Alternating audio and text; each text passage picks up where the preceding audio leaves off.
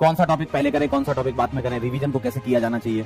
लगभग आप या तो एंड पर हो गए या फिर आपका सिलेबस कंप्लीट हो गया होगा, अब आपको रिवीजन करना है। तो ऑर्गेनिक केमिस्ट्री में किन किन टॉपिक्स और किन किन चैप्टर्स का आपको ध्यान रखना है, मैं अपनी तरफ से सजेशन आपको दे देता हूं कि ये चैप्टर आप पहले कर लोगे तो ज्यादा बेटर रहेगा। कोई भी चैप्टर छोड़ना नहीं है, हर चैप्टर से सवाल आता है। ठीक है, कौन कौन से चैप्टर सबसे पहले तैयार कर लेने चाहिए, तो उसमें से मैंने 3 सेट में डिवाइड किया है ऑर्गेनिक केमिस्ट्री को। हेलो बच्चों, बहुत बहुत नमस्कार, स्वागत है सभी लोगों का आज के इस वीडियो में। और इस वीडियो को बनाने का पर्पस ये है कि अभी जो आप पढ़ रहे होगे, कई बच्चे मैसेजेस वगैरह करते हैं तो समझ में आ जाता है कि अभी क्या आपकी प्रिपरेशन चल रही है। तो बहुत सारा कंफ्यूजन होता है अभी बच्चों के बीच में कि कौन सा टॉपिक पहले करें, कौन सा टॉपिक बाद में करें, रिवीजन को कैसे किया जाना चाहिए, क्योंकि ऑलमोस्ट सभी लोगों ने अपना सिलेबस तो कंप्लीट कर लिया है ना।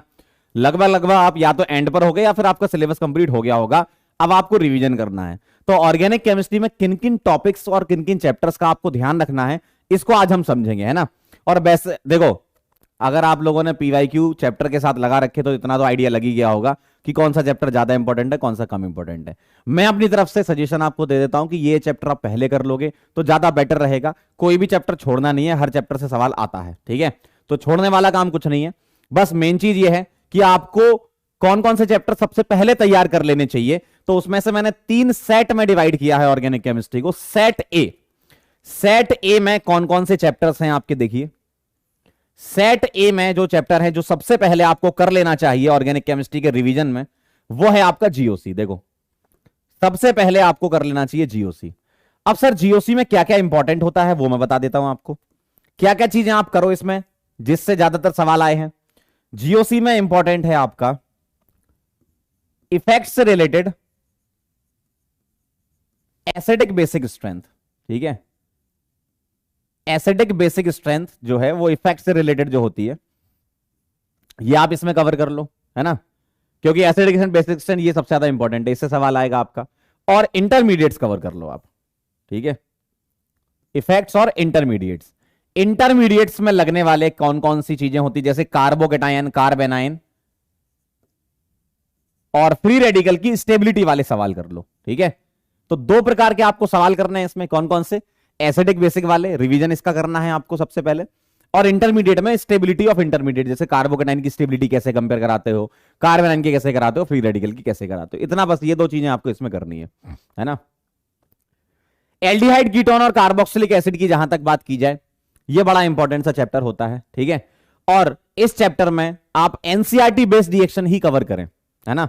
जैसे आपके जो क्लास नोट्स हैं, आप जहां से भी पढ़े हो, जिस भी टीचर ने आपको पढ़ाया है, उनके क्लास नोट्स को आप फॉलो करें, है ना, और एनसीईआरटी बेस्ड रिएक्शन की आप प्रैक्टिस करें। तो ये चैप्टर आपके लिए सेट ए में मैंने रखा है। ये हो जाए उसके बाद आप ये वाला कर लें। ठीक, हेलो एल्केन हेलोरीन में देखो, हेलो एल्केन हेलोरीन में जहां तक मैं बात करूं, इसमें आप SN1 रिएक्शन, SN2 रिएक्शन और E2 रिएक्शन इसमें इंपॉर्टेंट होता है। अल्काइल हैलाइड वाली जो रिएक्शन होती है ना, अल्काइल हैलाइड की, एल्कोहलिक केओएच बहुत इंपॉर्टेंट है भाई। एल्कोहलिक केओएच बहुत इंपॉर्टेंट है, नीट में बहुत बार सवाल आया इस रिएजेंट पर, एल्कोहलिक केओएच वाले रिएजेंट पर। More stable alkene is the major product होता है ना, बिना रीअरेंजमेंट के आप बनाया करते हो, अल्फा से हेलोजन बीटा से H निकालते थे, तो ये वाली रिएक्शन बहुत इंपॉर्टेंट है। और SN1 SN2 रिएक्शन भी आपके लिए, हेलो एल्केन हेलोरीन जब आप पढ़ते हो तो आपको सबसे इंपॉर्टेंट यही मिलता है ना। SN1 में रेसिमाइजेशन होता है, SN2 में इनवर्जन होता है, कार्बोकेटाइन के थ्रू SN1 जाती है, SN2 ट्रांजिशन स्टेट के थ्रू जाती है। सिंपल सी जो चीजें इसके अंदर होती हैं वो आपको कवर करनी है। नेम रिएक्शन एक अपने आप में बहुत इंपॉर्टेंट पोर्शन है। नेम रिएक्शन अपने आप में बहुत इंपॉर्टेंट पोर्शन है, लगभग 30 के आसपास नेम रिएक्शन है एनसीईआरटी में, है ना। और नेम रिएक्शन का एक वीडियो वैसे मैंने कर रखा है, वरदान सीरीज में एक लास्ट ईयर मैंने किया था। सारी नेम रिएक्शन एक बार में है, आप अगर यूट्यूब पे सर्च करोगे वरदान series name reaction Pankaj sir, तो आपको मिल जाएगा। 30 नेम रिएक्शन के आसपास है। आप खुद से करना चाहो तो खुद से कर लो, अगर आपको वीडियो से पढ़ना पसंद है तो आप वीडियो देख सकते हो, है ना। तो नेम रिएक्शन आपकी वहां से कवर हो जाएंगी। बायोमोलिक्यूल की बात करें तो बायोमोलिक्यूल में आपको ग्लूकोज पर मेन फोकस रखना है, और पेप्टाइड ग्लाइकोसिडिक लिंकेज कहां कहां पर होती है ये आप पढ़ लेना एक बार, है ना। ग्लाइकोसिडिक लिंकेज जैसे आपके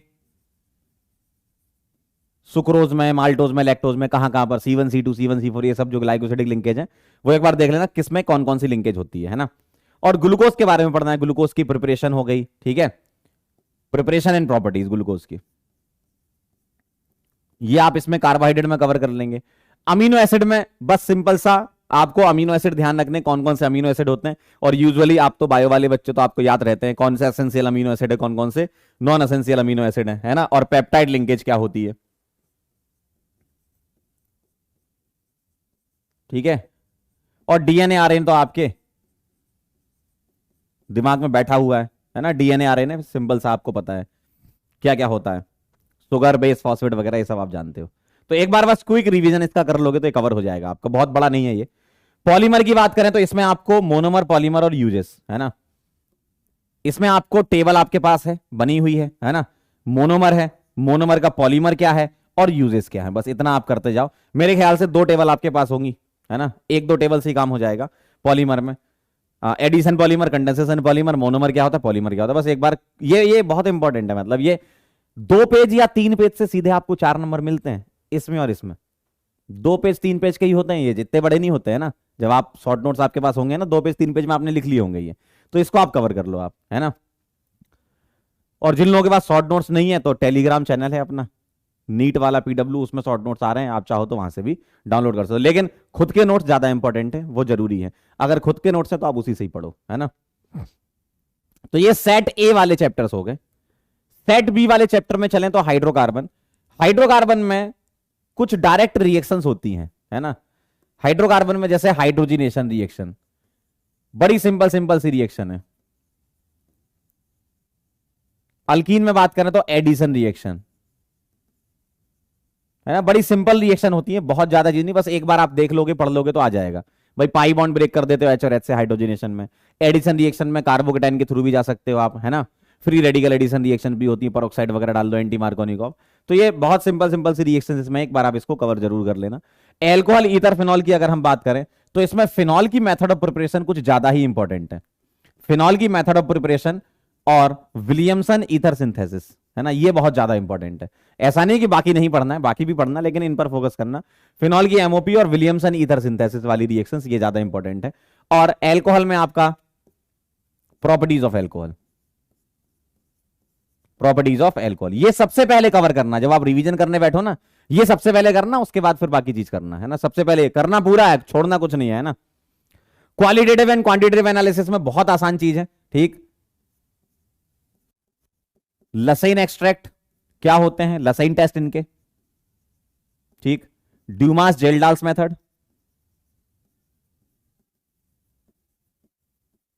ठीक है, इनके सीधे फॉर्मूले, डायरेक्ट फॉर्मूले है ना, और केरियस के फॉर्मूले, सीधे सीधे फॉर्मूले हैं, एक पेज में काम हो जाएगा आपका है ना, सीधे डायरेक्ट। क्वांटिटेटिव एनालिसिस में तो डायरेक्ट फॉर्मूले हैं, कुछ ज्यादा एडिशनल चीज नहीं है। क्वांटिटेटिव एनालिसिस में एक पेज में फॉर्मूला है, परसेंटेज क्लोरीन कैसे निकालते हैं, 35.5 upon 143.5 into W1 by W into 100, इस तरीके से। ऐसे एक पेज में फॉर्मूले से काम हो जाएगा आपका, एक सवाल बन जाएगा इसमें है ना। अमीन्स एंड डाइजोनियम में बड़ा सिंपल सा डायजोटाइजेशन वाली रिएक्शंस हो गई। ठीक है, डायजोटाइजेशन के बाद वाली रिएक्शन, डायजोटाइजेशन के बाद वाली, जैसे इससे रिलेटेड रिएक्शन सैंडमेयर, ठीक है, गेटरमैन, ये वाली रिएक्शन। ठीक, और अमीन्स में जो कि नेम रिएक्शन में ही कवर हो जाएंगी आपकी, हॉफमैन ब्रोमाइड रिएक्शन, पेज फाड़ रिएक्शन इसका नाम है ना।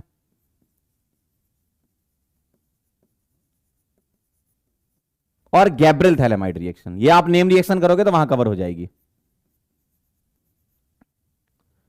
ठीक है, तो ये सेट बी में रखा है, पहले सेट ए करना, उसके बाद सेट बी पर आना। और सेट सी में क्या रखा है, आईयूपीएसी आइसोमेरिज्म है ना। आईयूपीएसी का सवाल शायद ही किसी का गलत हो, सबको ही आता है आईयूपीएसी है ना, तो ये तो आप जानते हो, बेसिक रूल वाले सवाल होते हैं, ये तो आपको आते हैं। आइसोमेरिज्म में स्ट्रक्चरल आइसोमेरिज्म, ठीक, डायरेक्ट रिलेशन वाला, चेन आइसोमर है कि नहीं, पोजीशन आइसोमर है कि नहीं, मेटामर है कि नहीं, फंक्शनल है कि नहीं, बड़ी सिंपल सिंपल सवाल होते हैं। और ज्योमेट्रिकल आइसोमेरिज्म में आपको सिंपल सा डबल बॉन्ड वाला ज्योमेट्रिकल आइसोमेरिज्म करके जाना है, C वाला, कि कौन जीआई एग्जिबिट करता है कि नहीं करता। मतलब एग्जीबिशन पर बेस्ड सवाल आ सकता है, एग्जीबिशन पर बेस्ड सवाल आ सकता है कि एग्जीबिशन ऑफ जीआई बता दो जरा।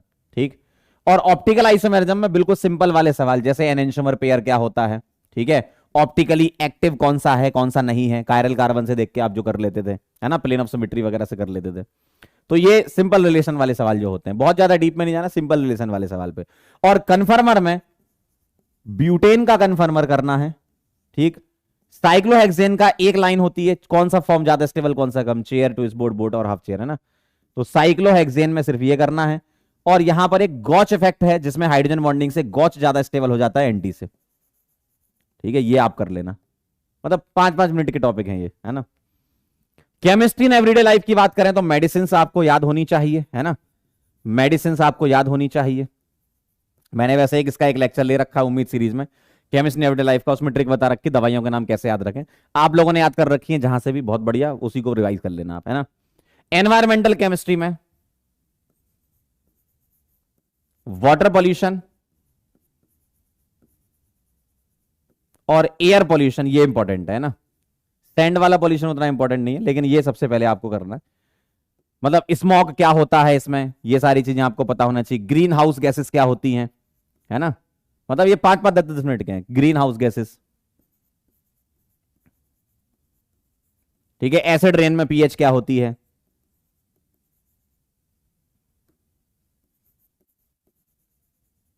ठीक। वाटर पॉल्यूशन में किस आयन की कॉन्सेंट्रेशन का अपर लिमिट होता है, मतलब ड्रिंकिंग वाले जो स्टैंडर्ड है वो,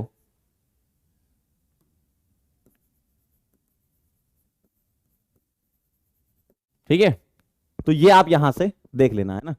मतलब वो लिमिट जो होती है ना, अपर लिमिट 1 ppm से कम, 50 ppm, 50 ppb, 500 ppm, ये वाले, है ना। सल्फेट हो गया, NO3- हो गया, आपका लेड हो गया, फ्लोराइड हो गया, किससे कौन सी बीमारी होती है, किसकी डेफिशिएंसी से, किसके एक्सेस होने से, है ना। तो ये एक बार आप देख लेना कैसे करना है। ये तो बात हो गई थी अभी तक, क्या क्या क्या करना है। Set A, set B, set B, set C, है ना। 2 बी क्यों, 1 सी भी होगा, है ना। सेट ए, सेट बी और सेट सी, 3 थे। कैसे करना है, शॉर्ट नोट्स जहां से भी आपने पढ़ा हो, आपके पास शॉर्ट नोट्स होंगे, उससे आप रिवाइज करो, ठीक है। PYQs लगाओ और दोबारा से रिवाइज करो माइंड मैप्स की हेल्प से। अगर आपके पास माइंड मैप है तो बहुत बढ़िया, नहीं है तो टेलीग्राम चैनल से आपको डाउनलोड कर लेना, आपको मिल जाएंगे। अब ये बहुत इंपॉर्टेंट पार्ट है, क्यों, क्योंकि अभी आपके पास सारी चीजें हैं। आपके पास फिजिकल केमिस्ट्री भी है, इनऑर्गेनिक केमिस्ट्री है, फिजिक्स भी है, बॉटनी भी है, जूलॉजी भी है, इतनी सारी चीजें हैं। तो बहुत ज्यादा समय एक पर्टिकुलर पोर्शन पर आप नहीं दे सकते हो, ऑब्वियसली, है ना। सीधी सी बात है, आपके पास भाई सभी चीजें पढ़नी है ना, तो बहुत ज्यादा टाइम आपको पढ़ना है। क्योंकि अब देखो, मेहनत तो करनी पड़ेगी, आखिरी टाइम है, जान लगा दो एकदम, ठीक है, पीछे नहीं हटना, आप लग जाओ एकदम, जान लगा दो अब, है ना। लास्ट टाइम चल रहा है आपका, ये दिन आपको हमेशा याद आएंगे, सिलेक्शन आपका हो या ना हो, एकदम मतलब लगना चाहिए आपको कि यार आपने एकदम जान झोंक दी थी, है ना। तो मैक्सिमम आप 2 घंटे मैक्सिमम पढ़ सकते हो, 1.5 घंटे पढ़ो तो बहुत अच्छी बात है। क्यों, फिजिकल, इनऑर्गेनिक और बाकी फिजिक्स हो गया, बॉटनी, जूलॉजी को भी टाइम दे सकते हो। मैक्सिमम बता रहा हूं, 2 घंटे से ज्यादा नहीं होना चाहिए, इतना तो आपको अपनी एफिशिएंसी निकालनी है अपने अंदर से, है ना। मैक्सिमम 2 घंटे। अब इस 2 घंटे को आप स्प्लिट कर सकते हो 1 घंटा 45 मिनट और 15 मिनट में। ये जो 15 मिनट है, इसमें आप करोगे 3rd नंबर वाला काम, और ये सोने से पहले करोगे। जब आप सोने जाते हो ना, सोने एक तो पहले अपनी आदत बदल लो। बहुत सारे लोगों की आदत अभी भी रात भर पढ़ने की है और दिन भर सोते हैं। बेटा 2 से 5:30 का टाइम अब आप फिक्स कर लो कि 2 से 5:30 तुम्हें पढ़ना है, क्योंकि पेपर 2 से 5:30 ही होगा। उस समय आपका दिमाग हाईली एक्टिवेटेड स्टेट में होना चाहिए, नहीं तो कई बार क्या, नींद के चक्कर में पेपर खराब कर आते हैं लोग। मतलब कई बच्चे मैंने अपने करियर में ऐसे देखे हैं, ऐसे देखे हैं, ऐसे देखे हैं, बढ़िया तैयारी थी, सब कुछ अच्छा था, एग्जाम वाले दिन सब रायता फैला देते हैं। तो ऐसा नहीं करना, ठीक है। तो 2 से 5:30 आप अपना टाइम शेड्यूल अप कर लो। अब 1 महीना है, बायोलॉजिकल क्लॉक सेट कर लो अपनी, ठीक है। और ये 15 मिनट वाला काम सोने से पहले, है ना। मतलब ये जो माइंड मैप की मदद से आप हेल्प ले रहे हो, या जो रिवाइज कर रहे हो, या फिर आप शॉर्ट नोट्स को भी रिवाइज कर सकते हो, है ना। तो यहां पर आपको क्या करना है, 15 मिनट माइंड मैप और शॉर्ट नोट्स रिवाइज करना है। Mind map, short notes revise करना है, ठीक है। अब ऐसा भी हो सकता है कई बच्चों के पहले से कुछ चैप्टर तैयार हो, भाई पढ़ते भी तो हैं बच्चे, ऐसा थोड़ी कि अभी पढ़ना चालू करना है, पहले से भी तो पढ़ते हुए आ रहे हो सालों साल, है ना। तो अगर तुम्हारे पहले से कुछ चैप्टर तैयार हैं, बहुत बढ़िया, उनको साइड कर दो, उसको बस थोड़ा सा रिवाइज कर लेना, आधे घंटे 1 घंटे में तो काम हो जाएगा, है ना। इतना तो कॉन्फिडेंस रहता ही है। कई चैप्टर ऐसे होते हैं कि यार ये तो बहुत मजेदार चैप्टर था हमारा, ये तो हमें बहुत अच्छे से आता है, सवाल भी हमसे बन जाते, PYQ बना ली हमने। लेकिन जो चैप्टर आपके कमजोर हैं या जिनमें थोड़ा थोड़ा कॉन्फिडेंस नहीं आ पा रहा है, उनके लिए करना ये सारा का सारा चीज, ठीक। तो 1 घंटा 45 मिनट और 15 मिनट में आपने इसको स्प्लिट कर लिया, 15 मिनट आप रिवीजन करोगे।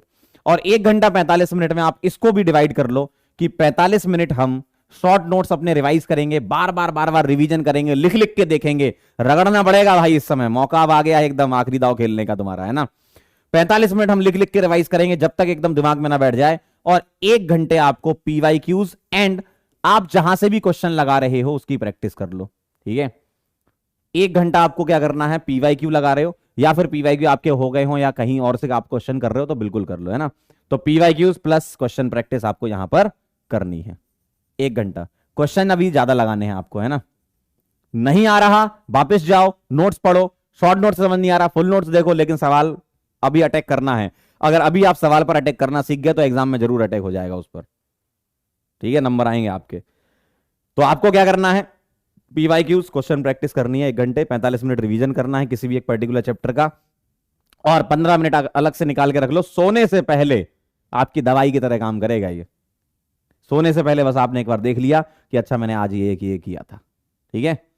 तो इस तरीके से आपको चलना है, ठीक। टेलीग्राम का लिंक वैसे आपके डिस्क्रिप्शन में डलवा देंगे इसमें, है ना। बाकी टेलीग्राम चैनल ये है इस नाम से, ठीक। और जाते जाते अब हम आपको बोल देते थैंक यू सो मच, आपने बहुत ध्यान से मेरी बातें सुनी। और बस भाई डॉक्टर का टैग चाहिए अपने को यार। एक बार आप ये समझ लो कि आपने इस धरती पर जन्म लिया है और ऊपर वाले ने आपको मौका दिया है कि पेपर में बैठो, और अगर पेपर में बैठ रहे हो ना तो पूरी जान झोंक दो। लगना चाहिए कि भाई एकदम मतलब तैयारी करके आए हैं, रिजल्ट जो भी हो, लेकिन आपको लगना चाहिए कि आपने तैयारी बहुत जोरदार करी। आखिरी के 1 महीने आपने इतना पढ़ा इतना पढ़ा इतना पढ़ा कि मजा आ गया, ठीक है। चलो फिर मिलते हैं बेटा फिर किसी और वीडियो में, तब तक के लिए ओके बाय।